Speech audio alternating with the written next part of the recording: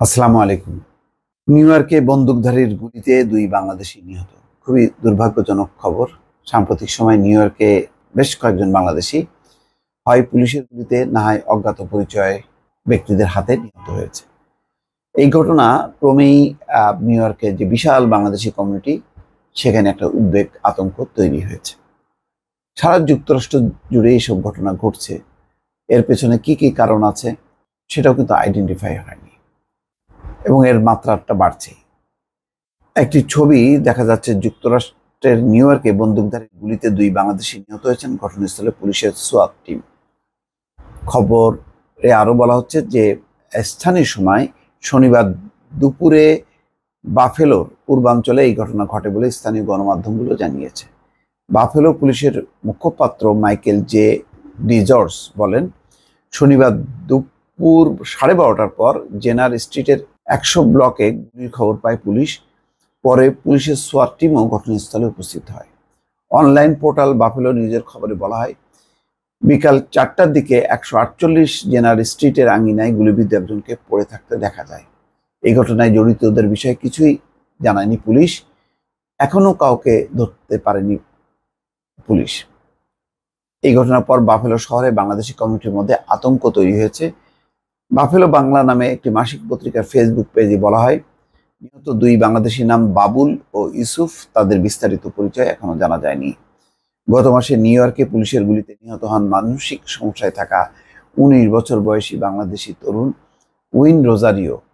27শে March স্থানীয় সময় দুপুরে নিউ ইয়র্কের ওজন পার্কে নিজ বাসা থেকে পুলিশকে ফোন করে সাহায্য চায় উইন রোজারিও। তো উইন রোজারিও সাহায্য চায়, আবার তাকেই গুলি করা হয়। যখন গুলি করা হয় তখন বলা হচ্ছিল যে সে মায়ের কোলে বসা ছিল এবং তার ভাই এবং মা মিলে তাকে শান্ত করছিল, কিন্তু তার হাত একটা ছিল কাঁচি, তো ওইটা দিয়ে সে আক্রমণের উদ্যত হয়েছিল, সেই কারণে গুলি করা হয়েছে। তো এটা খুব অদ্ভুত লাগে যে মার্কিন যুক্তরাষ্ট্রের মতন পুলিশ, তাদের এত প্রশিক্ষণ, তারা এই মানে কাঁচি নিয়ে একজন তেড়ে আসছে, তাকে নিবৃত্ত করতে গুলি করে মারতে হলো। গুলি তো পায়ে নিচু করতে পারতো, অনেক রকম কৌশল আছে পুলিশের। সেগুলো বাদ দিয়ে কেন এই নির্মম পরিস্থিতির মধ্যে গেল? এরপরে আরেকজন মারা গেছে, আমি ওটার কথা এখন ঠিক মনে করতে পারছি না।